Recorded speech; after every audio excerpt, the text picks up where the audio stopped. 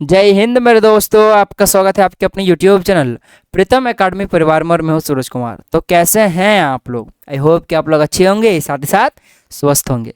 Basically आज के इस वीडियो में हम लोग वे सारे बच्चे जो CMMS स्कॉलरशिप के एग्जामिनेशन का तैयारी कर रहे हैं उन सभी के लिए आज हम लोग मोस्ट 30 MCQ क्वेश्चंस करेंगे। मोस्ट इंपॉर्टेंट 30 MCQ क्वेश्चंस करेंगे जो आपके एग्जाम में डायरेक्ट पूछा जाएगा।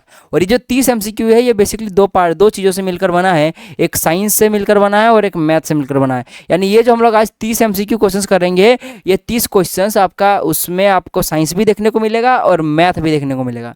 और साइंस में भी 3 पार्ट होता है, एक होता है फिजिक्स, एक होता है केमिस्ट्री और एक होता है बायो, यानी भौतिक विज्ञान, रासायनिक विज्ञान और जीव विज्ञान। इन तीनों को मिलाकर साइंस बनता है। तो इन तीनों का क्वेश्चंस आपको मिलेगा साइंस में। और आपके पास मैथमेटिक्स भी आपको देखने को मिलेगा, यानी कि मैथमेटिक्स का भी क्वेश्चंस आपके पास रहेगा। तो इन दोनों पोर्शंस को मिलाकर आज हम लोग 30 क्वेश्चन करेंगे और ये 30 का 30 मोस्ट इंपॉर्टेंट क्वेश्चन रहेगा। और इसी प्रकार से मैं आपको कई सारा क्वेश्चन करा के दूंगा जिससे आपका सिलेक्शन सुनिश्चित हो जाएगा और जल्दी आपके पास जो प्रीवियस ईयर के क्वेश्चन है CMMS का वो भी कराया जाएगा। ठीक है, 2023 का 2022 का। ठीक है ना। तो वैसे आप कहीं जाना नहीं, चैनल को सब्सक्राइब करके रख लो। ठीक है, आपका काम देगा, सिलेक्शन आपका पक्का होने वाला है। तो चलिए स्टार्ट करते हैं। सबसे पहला प्रश्न लिखा है निम्नलिखित में से प्राकृतिक खाद है। खाद के बारे में तो सबको पता है, परंतु यहाँ लिखा है प्राकृतिक खाद। तो प्राकृतिक का मतलब होता है कि जो प्रकृति से मिला हो, जिसमें मानव का कोई हाथ ना हो। तो जो वर्मी कंपोस्ट है ना, ये प्राकृतिक खाद है क्योंकि ये प्रकृति से हमें मिलता है। ठीक है, तो याद रखिएगा बात, वर्मी कंपोस्ट क्या है? एक प्राकृतिक खाद है। अच्छा, यूरिया क्या है? यूरिया का हम लोग लैब में बनाते हैं, हम लोग फैक्ट्रियों में बनाते हैं। कौन बनाता है? मानव बनाता है। तो जो चीज मानव बनाता है वो संश्लेषित कहलाता है। तो यूरिया का एक प्रकार का खाद है, इसलिए यूरिया क्या हो जाएगा? संश्लेषित खाद, क्योंकि ये मानव बनाता है। उसी प्रकार से पोटास भी संश्लेषित खाद हो जाएगा और सुपर फॉस्फेट ये भी संश्लेषित खाद हो जाएगा, क्योंकि इनको सभी को मानव बनाता है, फैक्ट्रियों में, लैब में बनाता है। तो ये जो तीनों का तीनों है, 1 नंबर का ऑप्शन और 2 नंबर का ऑप्शन और 4 नंबर का ऑप्शन, ये संश्लेषित खाद, इसलिए ऑप्शन नहीं में ये करेक्ट नहीं होगा, क्योंकि हमें प्राकृतिक खाद पूछा था, नेचुरल पूछा था हमें। तो इसलिए 3 नंबर का ऑप्शन आपके पास। यहाँ पे थोड़ा सा ऑप्शन में मिस्टेक है। ठीक है, बेसिकली यहाँ पे 2 होना चाहिए था और यहाँ 3 होना चाहिए था, इसीलिए गजबजा हो गया। ठीक है, तो यहाँ पे 2 नंबर का ऑप्शन आपका कट हो जाएगा। चलिए आगे बढ़ते हैं नेक्स्ट प्रश्न की ओर। देखो नेक्स्ट प्रश्न आपके पास यहाँ पे लिखा हुआ है, आपके पास है जीव जंतु एवं पेड़ पौधों की ऐसी प्रजातियां जिनका कोई भी प्रतिनिधि वर्तमान में जीवित नहीं है कहलाता है। यानी कोई ऐसा जीव जो पृथ्वी में पहले था परंतु अभी जीवित नहीं है, यानी वो खत्म हो चुका है, उस प्रकार के जीव को क्या बोलते हैं? उसको हम लोग विलुप्त जीव बोलते हैं। क्या बोलते हैं? विलुप्त, यानी वो विलुप्त हो चुका है, खत्म हो चुका है। ठीक है, तो भाई साहब ऐसे जीव जो पहले थे, अस्तित्व था उनका, परंतु अभी अस्तित्व में है ही नहीं। ठीक है, तो वो कौन सा जीव कहलाएगा? विलुप्त जीव। जैसे कि डायनासोर क्या हो गया? विलुप्त हो चुका है, वो अभी नहीं है। तो डायनासोर किस प्रकार जीव में आएगा? विलुप्त जीव में आएगा। ठीक है, तो इसका सही आंसर क्या हो जाएगा? विलुप्त जीव। अच्छा, कुछ ऐसा ऐसा जीव है जैसे कि टाइगर। टाइगर अभी आपको देखने को मिल रहा है, परंतु हो सकता है आगे चल के वो ना देखने को मिले, क्योंकि टाइगर का बहुत जल्दी से क्या करा जाए? मारा जा रहा है। तो इस प्रकार का जीव जो अभी खत्म होने की कगार पर है, जिसका आप लोग आगे चल के अस्तित्व खत्म हो जाएगा, तो इस प्रकार का जीव को क्या बोला जाता है? संकटापन जीव बोला जाता है। इसलिए संकटापन जीव को, जैसे कि टाइगर, इन लोग को क्या किया जाता है? रक्षित किया जा रहा है। उनके लिए अलग अलग से फार्म वगैरह बनाया जा रहा है, उनको बचाया जा रहा है। ठीक है, और आपको भी बचाना चाहिए। ठीक है ना। चलिए आगे बढ़ते हैं नेक्स्ट प्रश्न की ओर। देखो 3 नंबर का प्रश्न लिखा है कि रुधिर का लगभग कितना प्रतिशत भाग रुधिर कणिकाओं से बना होता है? तो सबसे पहले समझो, जो रुधिर होता है यानी कि जो ब्लड होता है, क्या होता है? ब्लड होता है। ये ब्लड का जो 55%, यानी मान लो ब्लड 100% है। क्या है? कोई भी चीज़ 100% होता है, तो मान लो ब्लड के आपके पास 100% है, तो उस 100% में जो 55% भाग होता है, ये क्या होता है? आपके पास प्लाज्मा होता है। क्या होता है? प्लाज्मा होता है। क्या होता है आपके पास? 55% भाग प्लाज्मा होता है। और जो 55 के बाद जो बचा 45%, ये आपके पास रुधिर कणिकाएं होती है। क्या होती है? रुधिर कणिकाएं होती हैं। रुधिर कणिकाएं होती है, याद रखिए बात।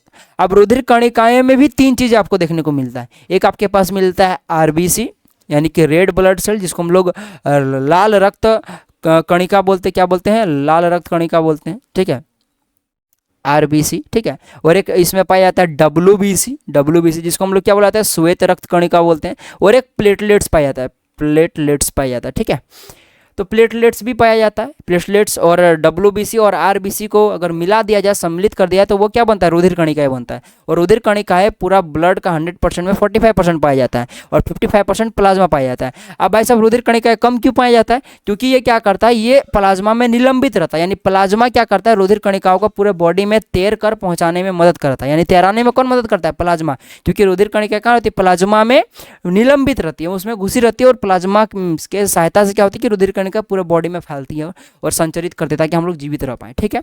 तो प्लाज्मा इसीलिए ज़्यादा रहता है ताकि उसमें वो तैर पाए। चलिए आगे बढ़ते हैं नेक्स्ट प्रश्न की ओर। लिखा है यहाँ पे सर्दी जुकाम का संचरण करने वाला वायरस है, तो मुख्यतः रेनो वायरस होता है। याद रखिए बात, सर्दी जुकाम होने का जो मुख्यतः कारण है, ठीक है, कारण तो कई सारे हो सकते हैं परंतु मुख्यतः रेनो वायरस याद रखिएगा बात, ठीक है, इसी के कारण से होता है। रेनो वायरस का भी तीन पार्टों में इसको रखा गया, A B C, ठीक है। तो आप लोग आगे चल के पढ़िएगा, ठीक है। चलिए 5 नंबर के प्रश्न में आता लिखा है कि पौधों में जल का परिवहन होता है। सबको पता है पौधों में जो जल का परिवहन होता है वो जाइलम के द्वारा होता है। किसके द्वारा होता है? जाइलम के द्वारा, ठीक है। और फ्लोएम जो होता है, और जो फ्लोएम होता है, फ्लोएम के द्वारा खनिजों का आपके पास क्या होता है? परिवहन होता है। यानी कि पौधे के विभिन्न भागों में खनिजों को कौन पहुंचाता है? फ्लोएम। खाना वगैरह कौन पहुंचाता है? फ्लोएम। परंतु जो जल को पहुंचाता है वो कौन पहुंचाता है? जाइलम। याद रखिएगा बात, जो से जल जो से जाइलम, सुनने में भी एक जैसा लग रहा है ये। चलिए आगे बढ़ते हैं 6 नंबर के प्रश्न में। लिखा है यहाँ पे प्रतिवर्ष 5 जून को कौन सा दिवस मनाया जाता है? तो प्रतिवर्ष 5 जून को विश्व पर्यावरण दिवस मनाया जाता है। यानी विश्व पर्यावरण दिवस कब मनाया जाता है? 5 जून को, याद रखिएगा। उसी प्रकार से विश्व जनसंख्या दिवस कब मनाया जाता है? तो मैं बता देता हूँ, विश्व जनसंख्या जो दिवस होता है वो 11 जुलाई को मनाया जाता है। कब मनाया जाता है? 11 जुलाई को। उसी प्रकार से पृथ्वी दिवस, अर्थ डे, कब मनाया जाता है? तो अर्थ डे जो होता है वो 22 अप्रैल को मनाया जाता है। याद रख लीजिए बाद इन डेटों को, ठीक है। और विश्व ओजोन दिवस यानी कि वर्ल्ड ओजोन डे कब मनाया जाता है? तो याद रखिएगा ये 16 सितंबर को मनाया जाता है, ठीक है। तो इन डेटों का याद रखिएगा। हो सकता है आपको क्वेश्चन में जो आज दिया हुआ है जो कि विश्व पर्यावरण दिवस ये ना दे, ये पूछ दे कि अर्थ डे कब मनाया जाता है या विश्व ओजोन डे कब मनाया जाता है, फिर विश्व जनसंख्या दिवस कब मनाया जाता है। तो इन डेटों को याद रखिएगा, ठीक है। चलिए आगे बढ़ते, स्क्रीनशॉट ले लीजिए आप लोग। चलिए लिखा है कि अस्कर्वी रोग, कौन सा रोग? अस्कर्वी रोग किस विटामिन की कमी से होता है? यानी कि जो अस्कर्वी जो डिजीज है, ठीक है, ये डिजीज किस विटामिन की कमी से कारण होता है? अस्कर्वी में क्या होता है?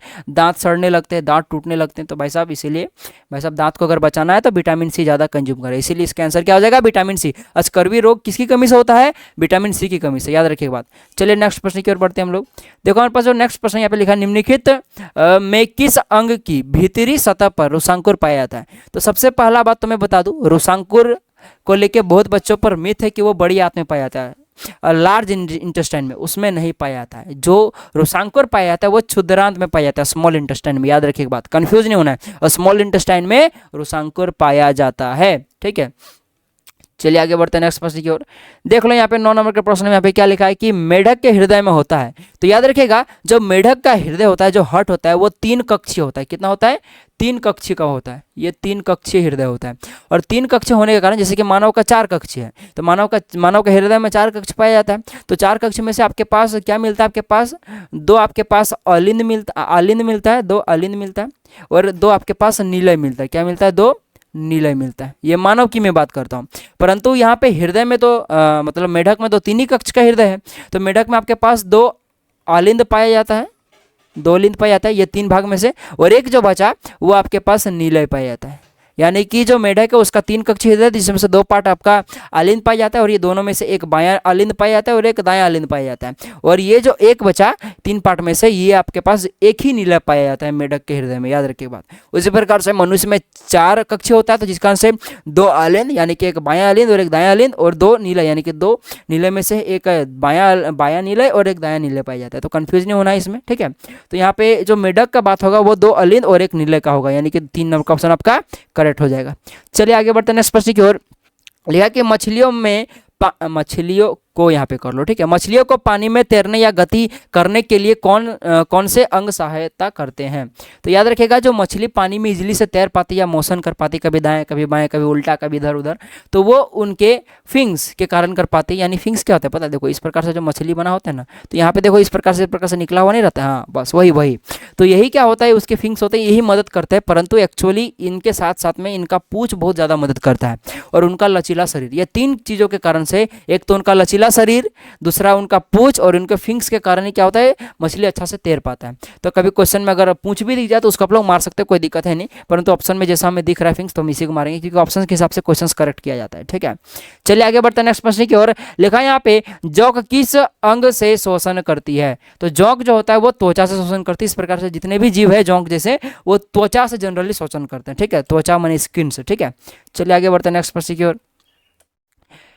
लिखा है कि वायु उदाहरण है। तो वायु जो होता है वो एक मिक्सचर का उदाहरण है। मिक्सचर कहने का मतलब ये है कि जैसे कि समझो, जैसे कि अगर मैं जैसे कि आप अपने घर में मौजूद हो, चलो आप अपने घर में हो, तो आपके घर में जो वायु है वो सबके घर में वायु है, तो मान लो आपके घर में वायु है, उसमें मान लो 21% ऑक्सीजन है, ठीक है, और मान लो कि 78% नाइट्रोजन है, और मान लो कुछ होगा कुछ परसेंट मान लो आर्गन है, ठीक है, आर्गन भी गैस ही है एक प्रकार का, क्योंकि वायु जो है वो विभिन्न गैसों का मिश्रण है, जैसे ऑक्सीजन, आर्गन, आपके पास हो जाएगा, आपके पास फिर हीलियम हो जाएगा, तो नाइट्रोजन हो जाएगा, इस प्रकार के कई सारे गैसों से मिलकर एक वायु बनता है, और कई सारे गैसों से मिलकर बनता है, इसीलिए इसको हम लोग मिक्सचर बोलते हैं। और इस कारण से नहीं कि कई सारी चीज़ों से मिलकर बना उसको मिक्सचर बोलते हैं, इस कारण से नहीं, एक्चुअली रीजन ये है क्योंकि भाई साहब जैसे कि मैं यही चीज़ समझाने की कोशिश कर रहा हूँ, जैसे मान लो आप लोग अपने घर में हो, तो वहाँ पे मान लो ऑक्सीजन का लेवल 21% है, अब मान लो मैं अपने घर में हूँ, तो हो सकता है यहाँ पे ऑक्सीजन का लेवल 20% हो, या हो सकता है ज़्यादा हो, यानी कि यहाँ क्या है कि वायु है, मेरे भी घर में वायु है, आपके भी घर में वायु है, परंतु आपके घर में जो वायु है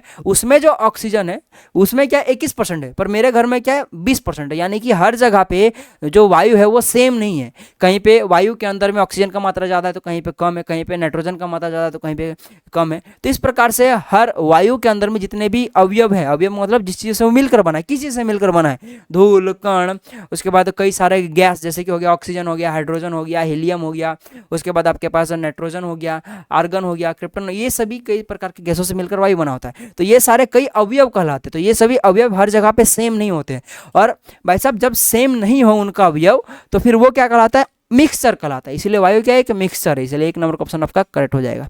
चलिए आगे बढ़ते हैं नेक्स्ट प्रश्न की ओर।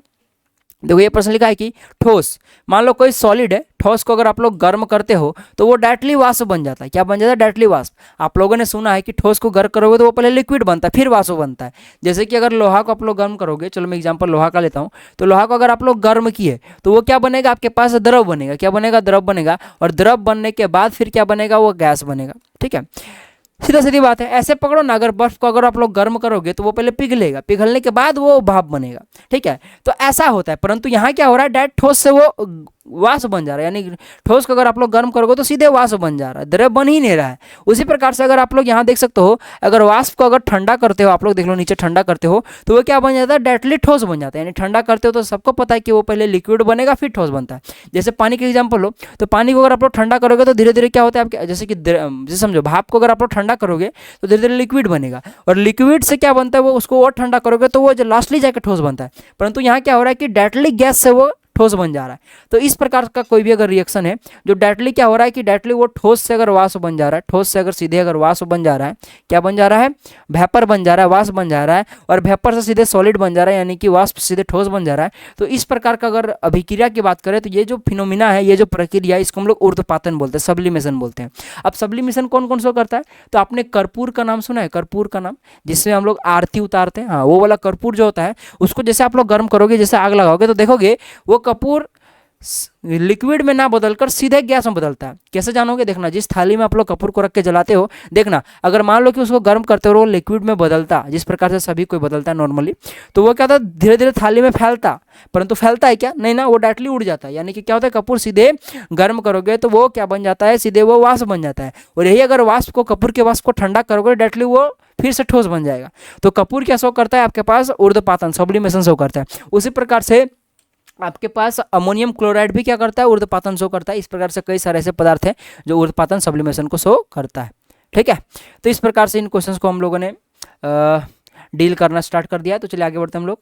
तो देखो नेक्स्ट जो हमारे पास प्रश्न है 14 नंबर का, जो कि यहाँ पे 14 नंबर का, यहाँ पे लिखा कि निम्नलिखित में से अस्थायी परिवर्तन है। अस्थायी परिवर्तन मतलब यानी कि वो अस्थायी नहीं है, फिक्स नहीं है, वो बदल सकता है, और जो परिवर्तन बदल सकता है उसको हम लोग भौतिक परिवर्तन भी बोलते हैं। क्या बोलते हैं, भौतिक परिवर्तन भी बोलते हैं, और इसको उत्क्रमणीय भी बुलाता है, उत्क्रमणीय भी बुलाता है, ठीक है। तो उत्क्रमणीय परिवर्तन या भौतिक परिवर्तन या अस्थायी परिवर्तन एक ही चीज़ है, ठीक है, बस आपको घुमा के दे दिया गया है। भौतिक परिवर्तन देता तो आप लोग फटाक से बना देते हैं, परंतु यहाँ पे अस्थायी परिवर्तन दे दिया गया है। इसी प्रकार से अगर कभी अस्थायी परिवर्तन पूछा, अस्थायी माने जो बदल नहीं सकता, जैसे कि देख लो लोहे में जंग लगना, अगर लोहा में जंग लग गया तो वो जो जंग लग गया भाग वो वापस से लोहा नहीं बन सकता, यानी कि अस्थायी परिवर्तन है।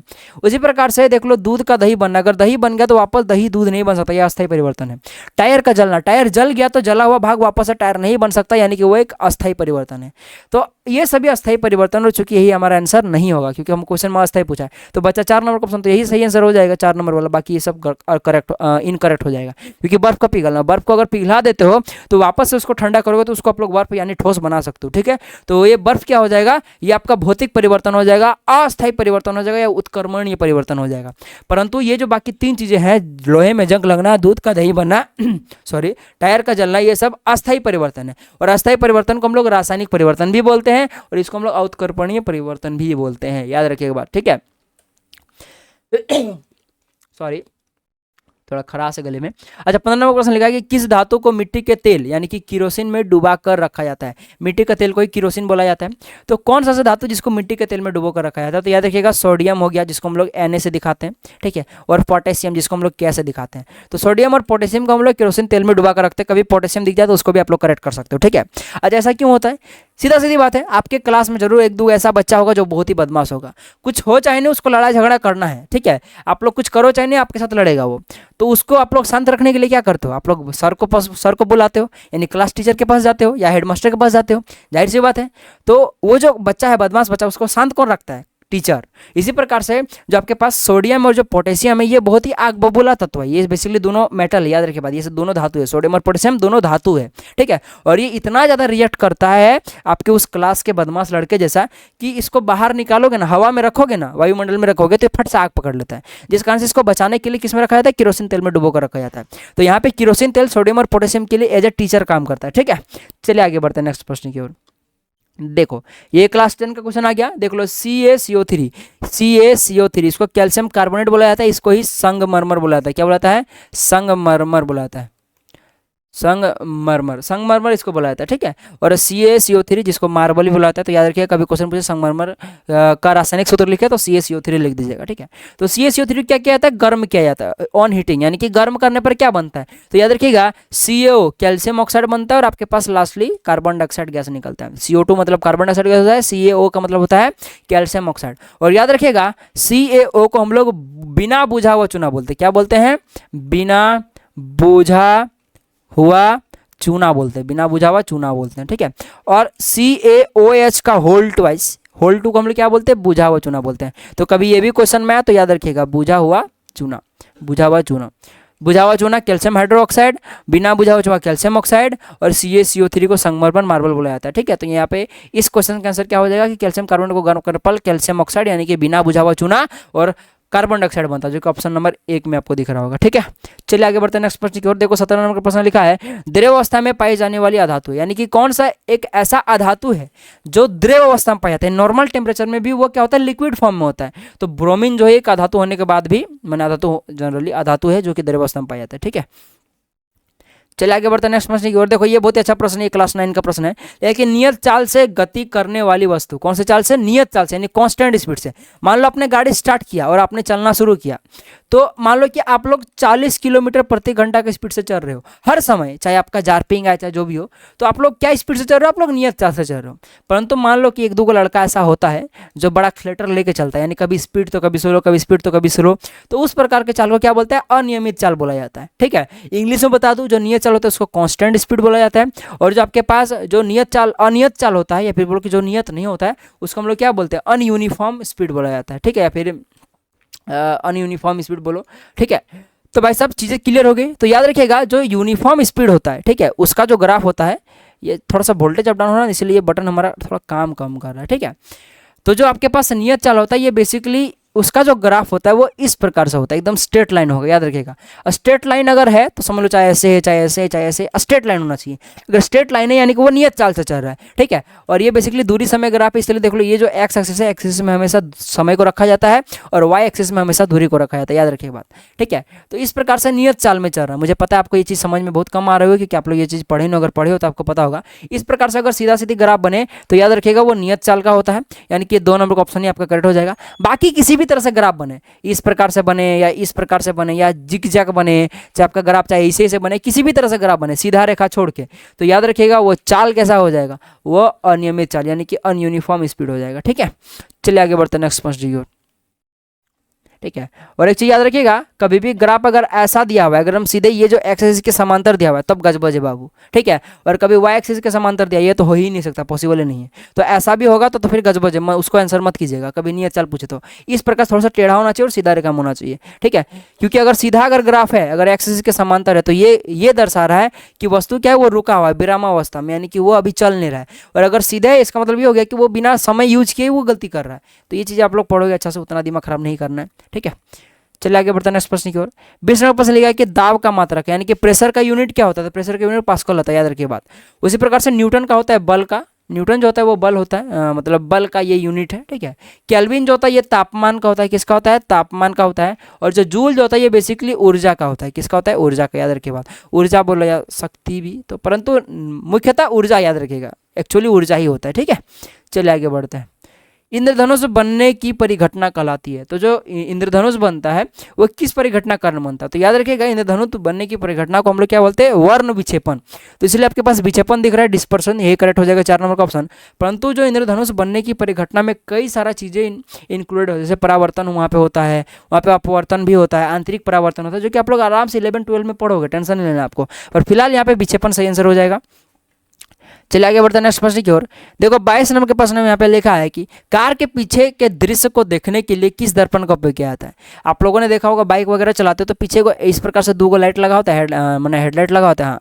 जिससे क्या करता है, पापा पीछे गाड़ी आ रहा है कि नहीं वो देखता है, ठीक है। तो वो वाला जो दर्पण होता है वो किससे बना होता है, तो वो याद रखिएगा वो उत्तल दर्पण का बना होता है। कौन सा दर्पण का, उत्तल दर्पण का, याद रखिए बात। Convex mirror, 1 number option cut हो जाएगा। अच्छा, और कुछ चीज़ याद रखिएगा, जैसे कभी क्वेश्चन पूछे हजामती के लिए किस दर्पण को उपयोग किया था, हजामती मतलब दाढ़ी बनाने के लिए, तो दाढ़ी बनाने के लिए किस दर्पण को किया था, तो अवतल दर्पण का उपयोग किया था, याद रखिए बात। कभी क्वेश्चन ऐसा भी अगर पूछे कि सोलर कुकर में कौन सा दर्पण का उपयोग किया था, तो भी अवतल दर्पण का, याद रखिएगा बात। सोलर कुकर मैंने जानते हो ना, यानी कि सोलर एनर्जी से हम लोग खाना बनाते हैं, उस प्रकार का एक फिनोमिना होता है, एक मशीन होता है, उसी को हम लोग सोलर कुकर बोलते हैं। तो वहां भी किसका उपयोग किया था, अवतल दर्पण का। और एक केस है, कभी अगर क्वेश्चन पूछे गाड़ी का हेडलाइट, क्या पूछे, गाड़ी का हेडलाइट, हेडलाइट के बारे में पूछे, हेडलाइट को मैंने समझ में आता है ना, वो लाइट जो गाड़ी का लाइट होता है जिससे हमें आगे का रास्ता दिखता है, वो वाला लाइट। अगर वो वाला लाइट में पूछे कि कौन सा दर्पण को उपयोग किया था, तो वहाँ भी अवतल दर्पण का। परंतु गाड़ी का अगर पश्च दृश्य दर्पण का बात करें, रेयर व्यू मिरर की अगर बात करें, तो वहाँ पे उत्तल दर्पण का। तो आई होप कि आपको कंफ्यूज नहीं होगा आप लोग। चलिए आगे बढ़ते हैं। देखो यहाँ पे लिखा है कि ऊर्जा का मात्रक है, तो अभी थोड़ा देर पहले बताया था ऊर्जा जो होता है वो जूल का मात्रक है, न्यूटन जो बल का होगा, ठीक है। जो किलोग्राम है ये द्रव्यमान का होगा, किसका होगा, द्रव्यमान का होगा, ठीक है। और बाकी जो वाट है, वाट शक्ति का होता है, किसका होता है, शक्ति का होता है, याद रखिए बात। चलिए आगे बढ़ते हैं नेक्स्ट प्रश्न की ओर। 24 नंबर प्रश्न लगा, किस उपकरण में विद्युत ऊर्जा का उसमें ऊर्जा में रूपांतरण होता है, यानी कि कौन सा ऐसा युक्ति है, कौन सा ऐसा मशीन है, कौन सा ऐसा उपकरण है जो विद्युत ऊर्जा को यानी इलेक्ट्रिकल एनर्जी को हीट एनर्जी में उसमें ऊर्जा में बदलता है। तो भाई साहब आप लोगों को घर में हीटर तो जरूर होगा ना, जिसमें आप लोग ठंडा के दिन में यूज करते हो, फिर खाना बनाने के लिए करते हो। तो वो क्या करता है, इलेक्ट्रिसिटी लेता है, आपका घर का बिजली लेता है, और क्या करता है उसका जो अंदर में कॉइल जो होता है, ठीक है, वो क्या होता है, निक्रोम वगैरह का बना होता है, ठीक है। तो वो कॉइल क्या होता है, वो गर्म होने लगता है, और वो गर्म होकर क्या देता है, उष्मा देता है। यानी कि हीटर क्या करता है, विद्युत ऊर्जा लेता है और उसमें ऊर्जा देता है, यानी कि विद्युत एनर्जी को लेकर वो उसमें ऊर्जा में रूपांतरित कर देता है, यानी कि विद्युत हीटर ही करेक्ट आंसर हो जाएगा 3 नंबर का। चलिए आगे बढ़ते हैं नेक्स्ट प्रश्न की ओर। लिखा निम्नलिखित में से कौन सी संख्या पूर्ण घन नहीं, यहाँ से मैथमेटिक्स शुरू हो गया। अच्छा, पूर्ण घन का मतलब होता है परफेक्ट क्यूब नंबर। जैसे कि अगर मैं बात करूँ परफेक्ट क्यूब निकालने के, आपके पास कई सारे मेथड्स हैं, ठीक है। जैसे कि सबसे परफेक्ट मेथड जो कि बोला जाता है कि आप लोग इसका घनमूल निकालो। घनमूल निकालने का भी कई सारा मेथड है, परंतु आप लोग इस प्रकार से निकालो इसको। चलो मैं जैसे कि ये ऑप्शन नंबर 1, तो इसको मैं 3 से देता हूँ, तो कितना बन जाएगा, 3 9 27, देख लो 3 को 0 बच गया। फिर 3 से जाएगा कितना हो जाएगा, 3 3 9, ठीक है। फिर आपके पास 3 को 0 बच जाएगा, फिर 3 से जाएगा यहाँ पे 1000 हो जाएगा। अब 1000 हो गया, तो अब 1000 किससे जाएगा, तो आप लोग चाहो तो 2 से भी दे सकते हो या 5 से, चलो मैं 5 से दे देता हूँ, ठीक है। तो जाएगा 5 2 10, 2 से बच गया। अब मैं फिर 5 से दे देता हूँ, तो कितना हो जाएगा, 5 2 5 चौके 20, फिर 40 हो गया। अब मैं फिर 5 से देता हूँ, 5 8 40। अब इस 8 को मैं 2 से दे देता हूँ, कितना हो जाएगा, 2 चौके 8। अब फिर 2 से देता हूँ, 2 2 4। तो देखोगे तो यहाँ पे जोड़ा लगा 3 3 का, कितना जोड़ा लगा, 3 3 का। देख लो 3 यहाँ पे 3 गो है, 5 भी यहाँ पे 3 गो है, और 2 भी यहाँ पे 3 गो है। तो इस प्रकार से अगर 3 3 का जोड़ा लग जाए ना, तो वो एक पूर्ण घन कहलाता है, ठीक है। समझ में आया ना आपके पास, क्योंकि घनमूल निकालने का एक मेथड है। यहाँ पे क्या को जोड़ा लगा, 3 गो जोड़ा लगा, तो यहाँ पे एगो 3 बाहर निकालो। यहाँ पे 5 का 3 गो संख्या का जोड़ा लगा, तो एगो 5 बाहर निकालो। यहाँ पे 2 को 3 का जोड़ा लगा है, तो एगो 2 बाहर निकालो। इसी प्रकार से मान लो यहाँ पे और 2 गो और 3 गो 2 का जोड़ा लगता है, तो हम लोग फिर से और एगो 2 लिखते हैं। मतलब जितना 3 3 का जोड़ा लगा उतना आपको निकालना पड़ेगा। अब इनको आपस में गुना करो, कितना हो जाएगा, 5 3 15, 15 दूना 30, यानी कि ये जो 30 हो गया, 30 का ही जो आपके पास क्यूब होगा वो 27,000 होगा। यानी अगर आप लोग 30 का क्यूब करोगे तो वो कितना आएगा 27,000। या शॉर्ट भाषा में बोलूँ तो अगर आप लोग 27,000 का अगर आप लोग क्यूब रूट निकालोगे तो उसका वैल्यू क्या आएगा 30 निकल कर आएगा। और इस प्रकार से अगर गोटा गोटी वैल्यू निकल कर आता है, पॉइंट में अगर नहीं निकल रहा है, जैसे कि 1.2 या फिर 2/3 यानी बटे में या पॉइंट में अगर संख्या नहीं निकल रही, अगर गोटा गोटी किसी का अगर आपके पास क्यूब रूट निकल रहा है तो समझ लो कि वो जो संख्या दिया हुआ है तो वो क्या होगा, एक पूर्ण घन संख्या होगा। ठीक है, यहाँ देख सकते हो गोटा गोटी 30 निकल रहा है, यानी कि ये क्या हो जाएगा 27,000, एक पूर्ण घन संख्या होगा। परंतु हमें क्वेश्चन में ये नहीं पूछा है कौन पूर्ण घन संख्या नहीं है, यानी कि ये तो ऑप्शन में नहीं होगा। तो ऑप्शन में कौन होगा, तो मैंने आपको जांच करना सिखा दिया है। ठीक है, चलिए आगे बढ़ते हैं नेक्स्ट प्रश्न की ओर, जो कि मतलब नेक्स्ट ऑप्शन की ओर, जो कि आपके पास कितना है 1000 है। तो चलो मैं फिर से क्या करता हूँ, 1000 को मैं क्या करता हूँ, चलो मैं फिर से इस प्रकार से भागा देकर मैं इसको क्या करता हूँ, इसका मैं घनमूल निकालता हूँ। ठीक है, तो कितना हो जाएगा आपके पास ये 2 से जाएगा, या चलो मैं डायरेक्टली 5 से देता हूँ, सबसे अच्छा रहेगा। जैसे थोड़ा देर पहले हम लोग 1000 को तो ऐसे किए थे हम लोग, ठीक है, फिर भी करते हैं। चलो 5 से देते तो कितना हो जाएगा 200 हो जाएगा। फिर चलो 5 से देते तो कितना हो जाएगा 40 हो जाएगा। ठीक है, उसके बाद फिर अगर 5 से देते तो कितना हो जाएगा आपके पास 8 हो जाएगा। फिर 2 से देते तो कितना हो जाएगा, फिर 4 हो जाएगा, यहाँ पे 4 हो जाएगा।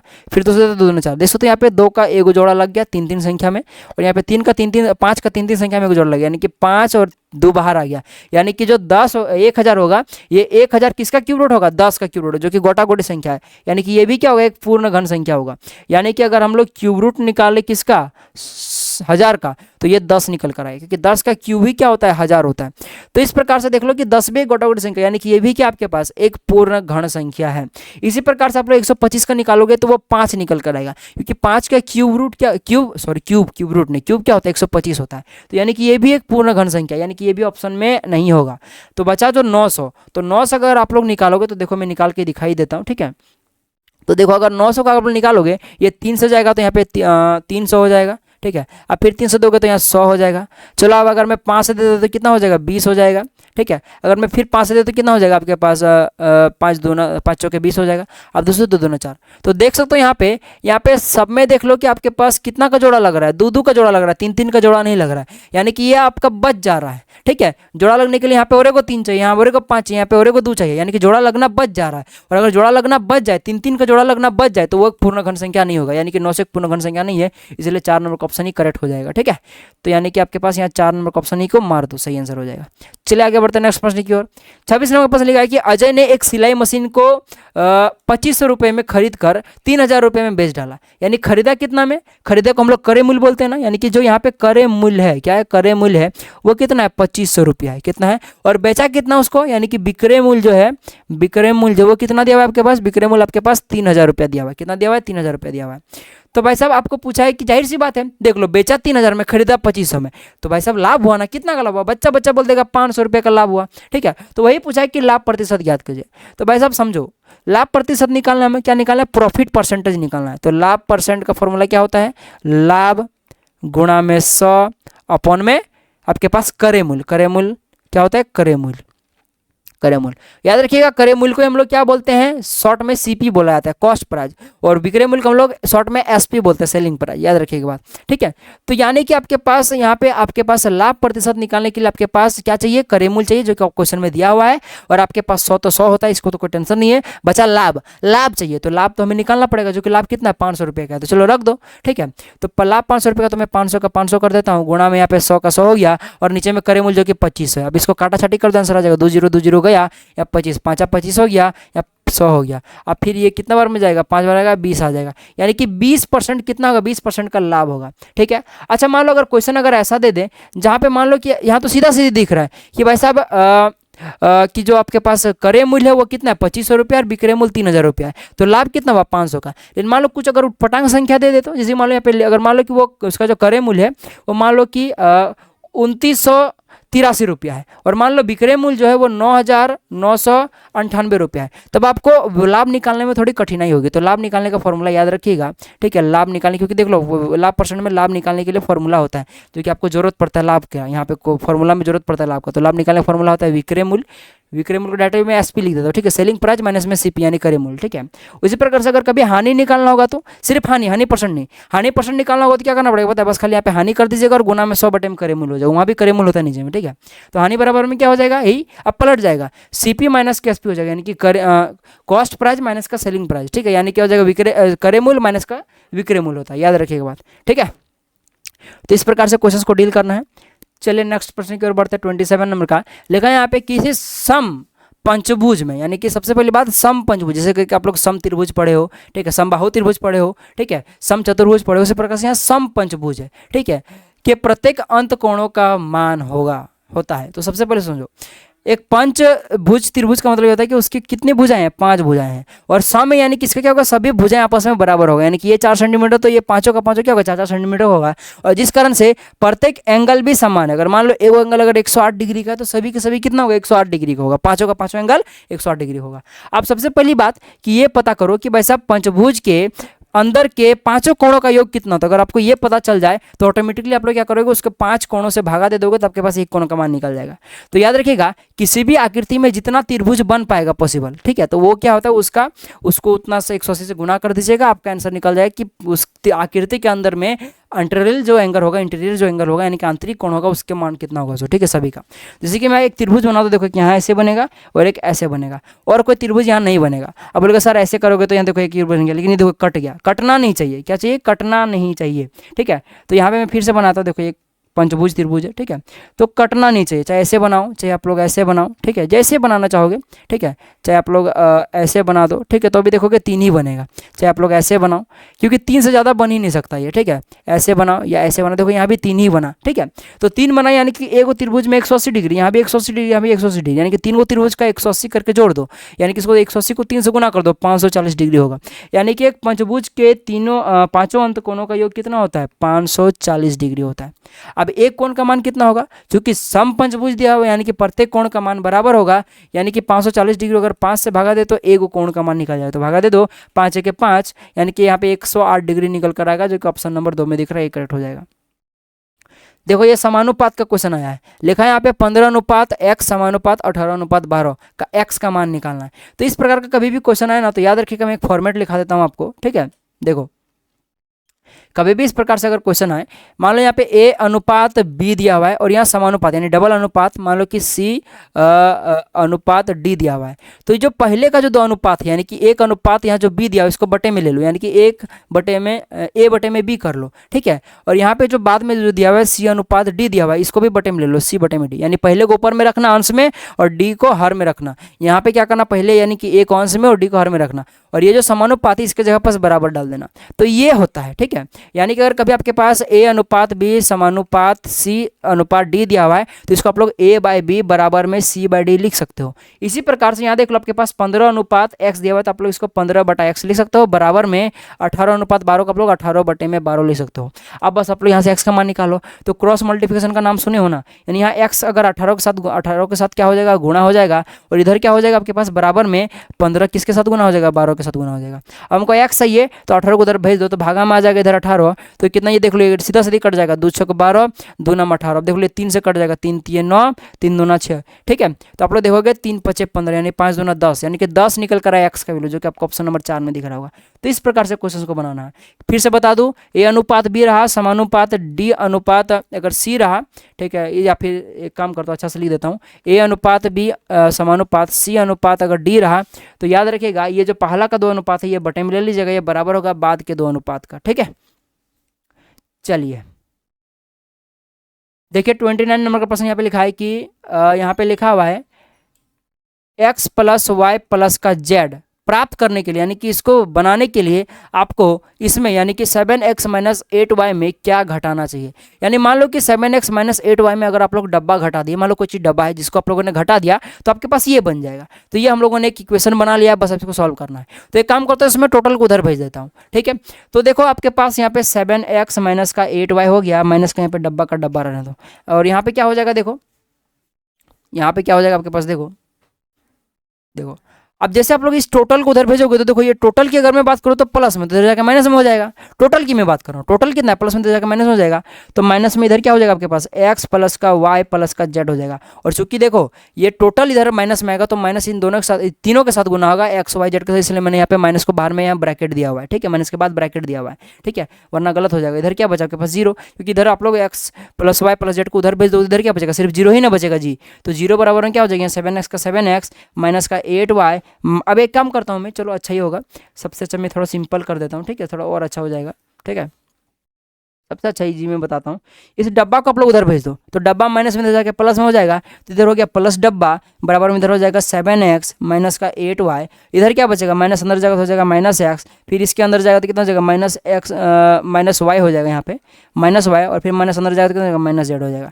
आप देख सकते हो एक वो यहाँ पे प्लस का 7x और यहाँ पे माइनस का x है, तो घट जाएगा तो कितना हो जाएगा प्लस का 6x हो जाएगा। यानी कि डब्बा का वैल्यू क्या निकल कर रहा है देखो प्लस 6x माइनस 8x, यहाँ पे माइनस वाई तो कितना हो जाएगा माइनस 9y हो जाएगा, और यहाँ पे माइनस जेड है। यानी कि आपके पास डब्बा का जो वैल्यू निकल कर आया, यानी कि आप लोग इसमें ये जो डब्बा घटाओगे तो आपके पास ये आ जाएगा। तो ये डब्बा का वैल्यू क्या निकल कर आया, यानी कि 6x माइनस का 9y माइनस का जेड। यानी कि आप लोग 6x minus 9y minus Z को अगर आप लोग इसमें 7x माइनस 9y में 9 माइनस 8y में अगर घटा दोगे तो आपके पास x plus y plus z निकल कर आ जाएगा, जो कि आपको ऑप्शन नंबर 2 में दिख रहा है। तो ये आपके पास करेक्ट हो जाएगा। समझ में नहीं आया तो थोड़ा सा पीछे करके देख लो, आपको ऑटोमेटिक समझ में आ जाएगा। देखो ए का वैल्यू आपके पास कितना दिया हुआ है 2 दिया हुआ है, बी का वैल्यू -3 दिया हुआ है, तो आपके पास इसका वैल्यू निकालना है। यानी आपके पास दिया हुआ है a square minus a b plus का बी स्क्वायर का वैल्यू निकालना है। बस ए और बी का मान पुट कर दो। ए का मान कितना दिया हुआ है 2 दिया हुआ, तो मैं 2 रख देता हूँ। यहाँ ए का स्क्वायर है तो चूंकि यहाँ पे ए का वैल्यू 2 है तो यहाँ का 2 का स्क्वायर हो जाएगा। माइनस का माइनस रन दो, ए का वैल्यू कितना आपके पास 2 है तो 2 रन दो। यहाँ देख लो गुणा में बी है तो गुणा में बी का वैल्यू -3 है, तो -3 को मैं ब्रैकेट में लिख देता हूँ, क्योंकि देख लो यहाँ पे गुणा और ये जो माइनस का चिन्ह एक साथ नहीं रह सकता। ठीक है, और प्लस का जो आपके पास बी है, बी का वैल्यू देख लो -3 है, तो यहाँ पे बी का स्क्वायर यानी कि -3 का स्क्वायर हो जाएगा। ठीक है, अब देखो यहाँ 2 का स्क्वायर कितना हो जाएगा आपके पास पता है कि 4 हो जाएगा। और यहाँ पे देख सकते हो ये माइनस गुना होगा तो प्लस हो जाएगा, प्लस का कितना हो जाएगा 2 तिये 6 हो जाएगा। और यहाँ देख लो ये प्लस का प्लस हो जाएगा, क्योंकि देख लो कोई भी संख्या अगर माइनस ए है अगर उसका स्क्वायर कर रहे हो तो वो प्लस ए हो जाता है। प्लस मैंने जो भी होगा मैंने उसका वैल्यू जो होगा क्या होगा कि वो आपका माइनस में नहीं आएगा। क्या आएगा उसका वैल्यू जो होगा वो माइनस में नहीं आएगा। कभी भी किसी भी नेगेटिव संख्या अगर आप लोग स्क्वायर करोगे तो जो 7 का स्क्वायर कितना होता है आपके पास 49 होता है, तो 49 आएगा, -49 नहीं आएगा, +49 आएगा, क्योंकि स्क्वायर करने पर ये क्या होता है नेगेटिव साइन बदल जाता है पॉजिटिव में, क्योंकि नेगेटिव नेगेटिव दोबारा गुना होकर पॉजिटिव हो जाता है। अब चूंकि मैंने यहाँ पे मिटा दिया है तो मुझे वापस से लिखना पड़ेगा। ठीक है, अरे टच हो जा।